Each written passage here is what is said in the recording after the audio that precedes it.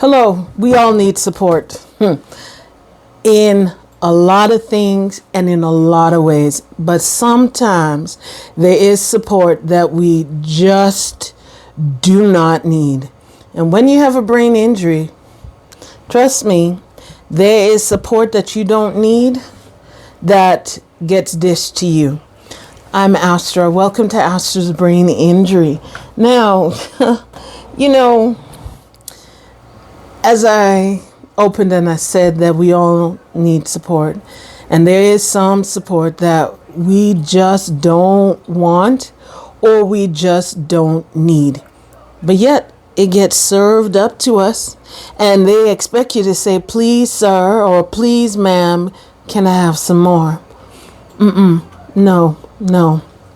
So, talking from experience, now you may have a spouse, a family member, even friends that wants to have their me time because whether they've been running you on a lot of not errands, but they've been running you to your appointments and because you're having so many appointments in a day, they are just like, I don't get a chance to do what I want to do.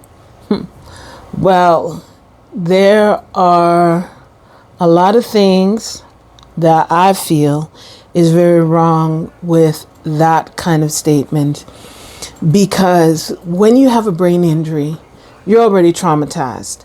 You're traumatized from the trauma of the brain injury. Now you are traumatized because you're unable to walk, you're unable to talk, you're unable to see properly, you're unable to handle just your everyday necessities of your life. You can handle these things, and there is lots of trauma in that sense for you as an individual. Well, for me. And when they're going to promise, oh, I'll take you to your appointment. And then the day of the appointment comes and they turn around and they're just like, I need some me time. I can't get to do anything. Somebody else needs to take you. What? Now, you're already traumatized. You are traumatized not just on the regular level of, I'm unable to. No, you are traumatized from your brain injury. So your brain is not even working right. And when you have a brain injury, well, for me, the smallest of things seems like it's this big. So there's a huge comparison between the little things and the big things. But for one with a brain injury, the little things becomes like a huge thing. And it is so hard when you have a brain injury and you are looking to, say, your spouse, and your spouse is to be there for you, and you remember the vows through thick and thin, through health, through all these kind of different things, and you're expecting that your spouse will be there. You're expecting that your family member, because they know you and you've known them, whether all their life or you've known them all your life, you're expecting these different things. Even a family, friends, I shouldn't say expecting, but you are dependent upon them because you cannot do the things that you were able to do. And when you hear words of, I have no time for me, well, what about the person with the brain injury? What kind of time do they have? Because, y'all will hear me saying that my time I'm so unaware of. I don't even know what year this is. That's why I keep saying I have my watch and I'm looking at my watch. Okay, and it is telling me the year is 20 25. Now, I am so unaware of a lot of things when it comes to time. As for instance, I give you an example. I was having a conversation with, someone, and they had told me something, and I was like, okay. And I now come to them and I begin talking to them. I just walked away from the conversation and come back. They're like, Astra, we had this conversation a long time ago. I'm like, what? For real? We did?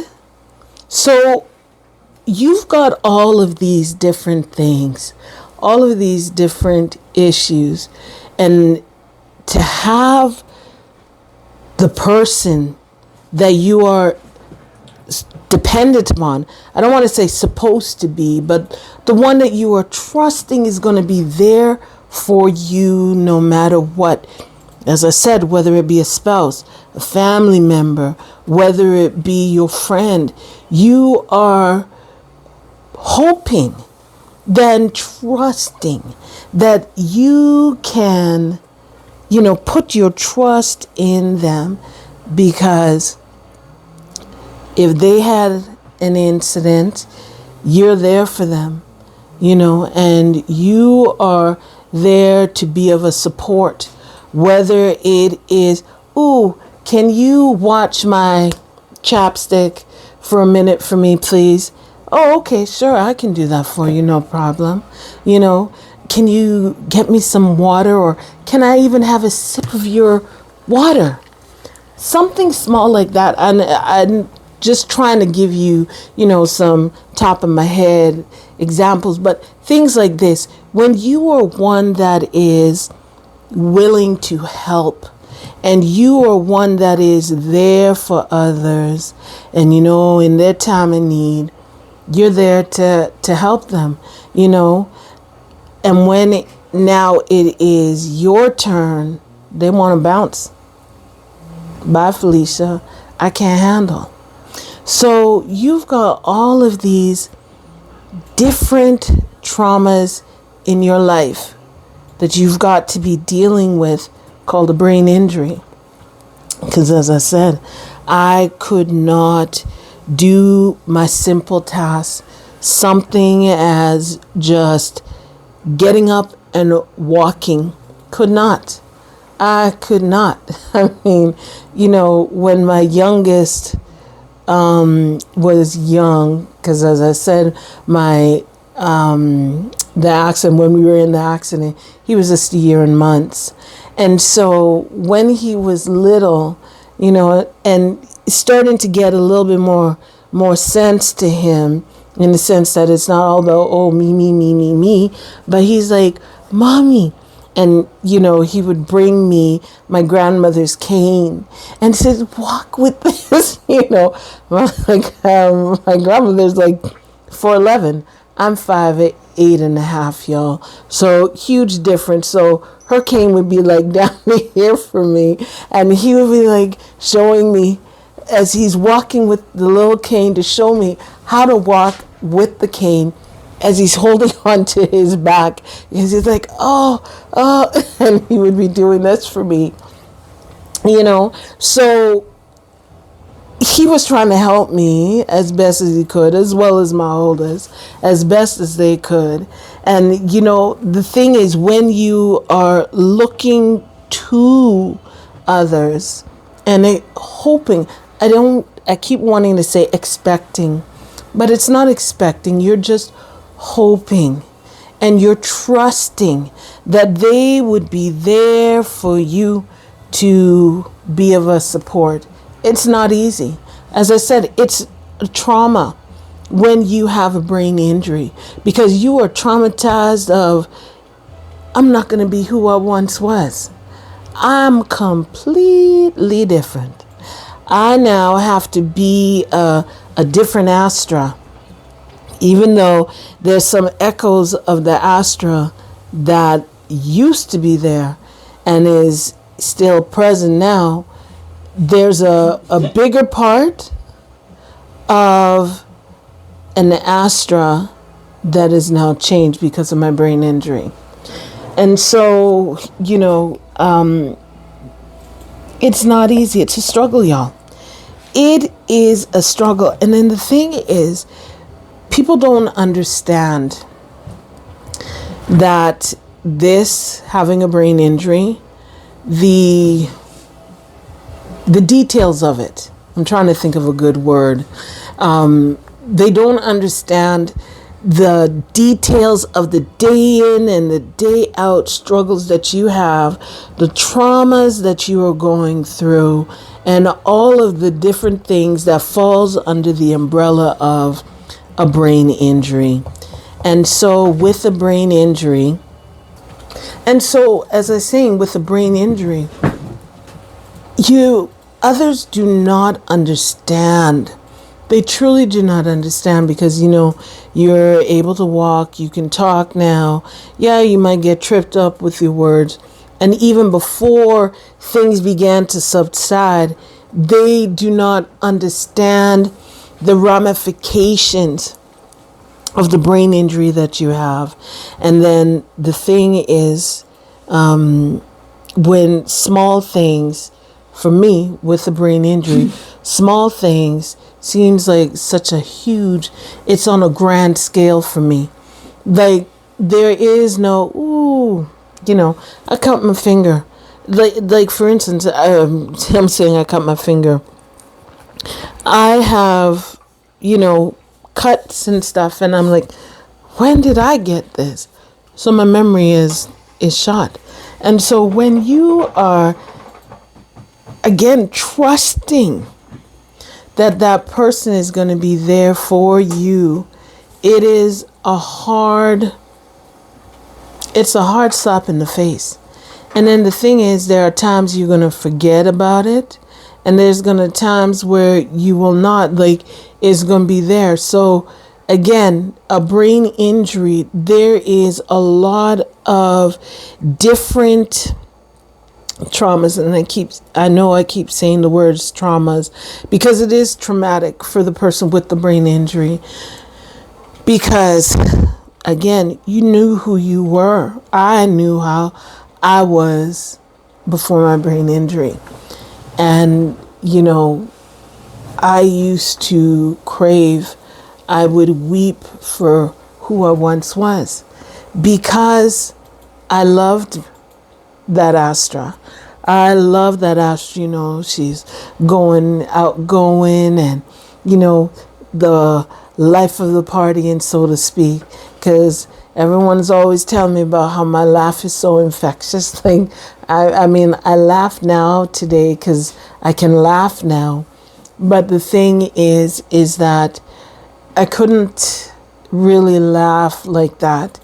And, that's what I'm saying. Parts of you, there's echoes of you that comes back, that you can see, and you're just like, I don't want to let you go.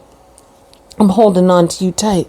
Please, I don't want to lose you, And then there's times where some things might come and then it might go again, So this is where I say, when you have a dependency upon, your spouse, your family, your friends, it's hard when the support that you need, you're not getting. And you're getting a different kind of support because they knew you from before. They knew exactly who you were, what you can handle, and all those kind of things. Now, it's like the tables has turned, and it's a remix now. I know I'm doing it. It's a remix now, and it's like, who you gonna be now? I gotta be the one to thing you all the time, like to handle you all the time, take you here, take you there. I'm getting exhausted. I can't handle it because, I say that because a lot of us, I know I'm not one that likes repetition. Before my brain injury, I did not like it. You can tell me once, tell me twice, and I'm good. I know what I need to do.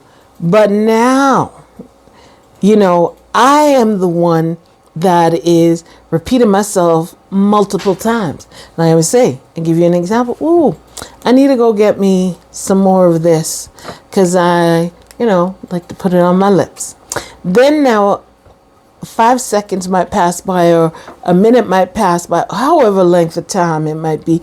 I'm coming back to you to tell you the same thing. And I will come back again to you and I'm telling you the same. And you're just like, Astra, you already done told me this like 5 times. Why are you repeating yourself to me? I'm like, oh, I did not even realize. So as one with a brain injury, you've got all of these different kinds of issues, and where you're thinking that you're going to get that support, the good kind, not the negative kind of support, as I say, it's a slap in the face, y'all. It is a slap in the face that, oh my word, really? So then now you've got to be thinking of, do I need to have a backup to my backup plan?